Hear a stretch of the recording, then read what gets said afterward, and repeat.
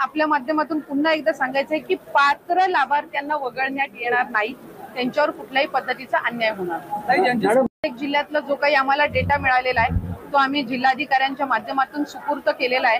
तिथं स्क्रुटिनी होईल। त्याच्यामध्ये सुद्धा काही असे आहेत जे पात्र ठरतील, काही असे आहेत जे प्रथम चौकशीमध्येच अपात्र झालेले असतील। हा त्यांनी एकदम सगळा जो रॉ डेटा आहे तो दिलेला आहे। याला आम्ही बायफर्केट करण्याचा प्रयत्न हा ग्राउंड लेवल पासून करत आहोत। त्याच्यामुळे बरेचसे याच्यामध्ये सुद्धा असतील जे कदाचित पात्र असतील, पण ते डेटामध्ये त्यांनी आम्हाला दिलेलं आहे, त्याच्यामुळे क्रॉस व्हेरिफिकेशन करणं गरजेचं आहे। काही आहेत जे अपात्र असतील आणि काही आहेत जे कदाचित पहिल्या स्क्रुटिनीमध्ये बाद झालेले असतील।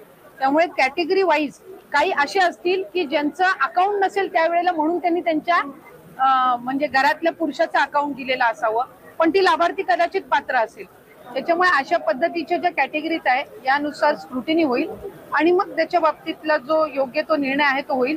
मला आपल्या माध्यमातून पुन्हा एकदा सांगायचं आहे की पात्र लाभार्थ्यांना वगळण्यात येणार नाही, त्यांच्यावर कुठल्याही पद्धतीचा अन्याय होणार नाही। आपल्या माध्यमातून पुन्हा एकदा सांगायचं आहे की पात्र लाभार्थ्यांना वगळण्यात येणार नाही, त्यांच्यावर कुठल्याही पद्धतीचा अन्याय होणार नाही। जिल्ह्यातला जो काही आम्हाला डेटा मिळालेला आहे तो आम्ही जिल्हाधिकाऱ्यांच्या माध्यमातून सुपूर्द केलेला आहे। तिथं स्क्रुटिनी होईल। त्याच्यामध्ये सुद्धा काही असे आहेत जे पात्र ठरतील, काही असे आहेत जे प्रथम चौकशीमध्येच अपात्र झालेले असतील। हा त्यांनी एकदम सगळा जो रॉ डेटा आहे तो दिलेला आहे। याला आम्ही बायफर्केट करण्याचा प्रयत्न हा ग्राउंड लेवल पासून करत आहोत। त्याच्यामुळे बरेचसे याच्यामध्ये सुद्धा असतील जे कदाचित पात्र असतील, पण ते डेटामध्ये त्यांनी आम्हाला दिलेलं आहे, त्याच्यामुळे क्रॉस व्हेरिफिकेशन करणं गरजेचं आहे। काही आहेत जे अपात्र असतील आणि काही आहेत जे कदाचित पहिल्या स्क्रुटिनीमध्ये बाद झालेले असतील। त्यामुळे कॅटेगरी वाईज काही असे असतील की ज्यांचं अकाउंट नसेल त्यावेळेला म्हणून त्यांनी त्यांच्या म्हणजे घरातल्या पुरुषाचं अकाउंट दिलेलं असावं, पण ती लाभार्थी कदाचित पात्र असेल। त्याच्यामुळे अशा पद्धतीच्या ज्या कॅटेगरीज आहे यानुसार स्क्रुटिनी होईल आणि मग त्याच्या बाबतीतला जो योग्य तो निर्णय आहे तो होईल। मला आपल्या माध्यमातून पुन्हा एकदा सांगायचं आहे की पात्र लाभार्थ्यांना वगळण्यात येणार नाही, त्यांच्यावर कुठल्याही पद्धतीचा अन्याय होणार नाही। आपल्या माध्यमातून पुन्हा एकदा सांगायचं आहे की पात्र लाभार्थ्यांना वगळण्यात येणार नाही, त्यांच्यावर कुठल्याही पद्धतीचा अन्याय होणार नाही। जिल्ह्यातला जो काही आम्हाला डेटा मिळालेला आहे तो आम्ही जिल्हाधिकाऱ्यांच्या माध्यमातून सुपूर्द केलेला आहे। तिथं स्क्रुटिनी होईल।